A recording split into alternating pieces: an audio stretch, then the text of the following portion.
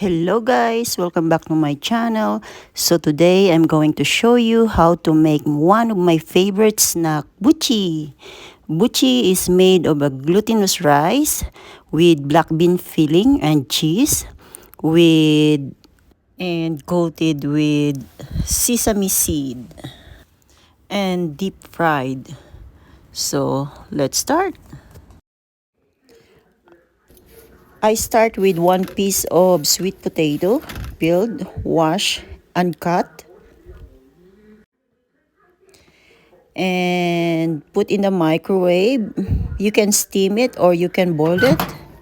Microwave for about 5 minutes or more until the sweet potato soft and cook. Meanwhile, I'm going to prepare my cheese filling. I just cut in cubes.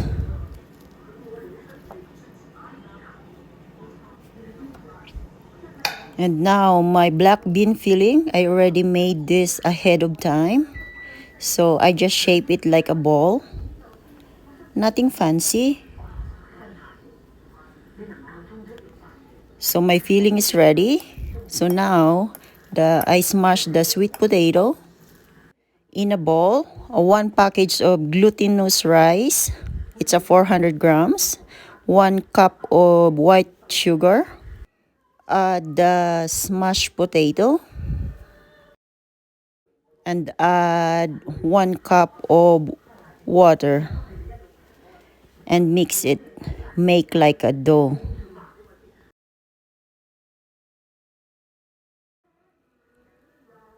It's look like this.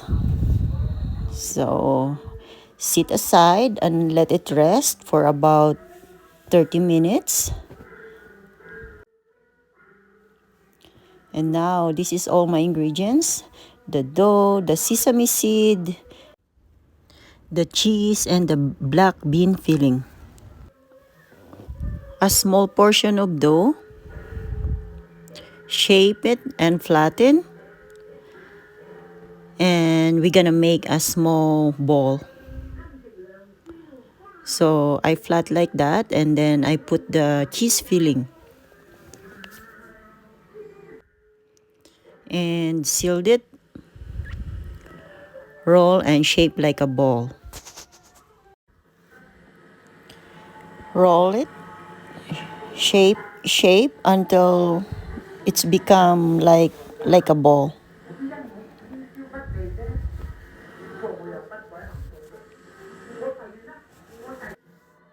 And then roll it to your sesame seed. Make it sure that all the sesame seeds are stick on the ball, so that when you deep fry, doesn't fall off. So do it again. Make like a ball.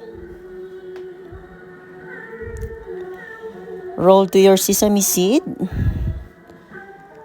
And make it sure that all the sesame seed are all stick to the ball. And it's all done. Now it's ready to fry. In a hot oil, deep fry your buchi until it's golden brown. When it's golden brown, it's ready. And cook. So I remove from the oil. I sit to the paper towel to remove the excess oil. Let it dry and cool down, and put in a nice plate. So now my buchi is ready. I need a cup of tea for this. Looks so good and beautiful.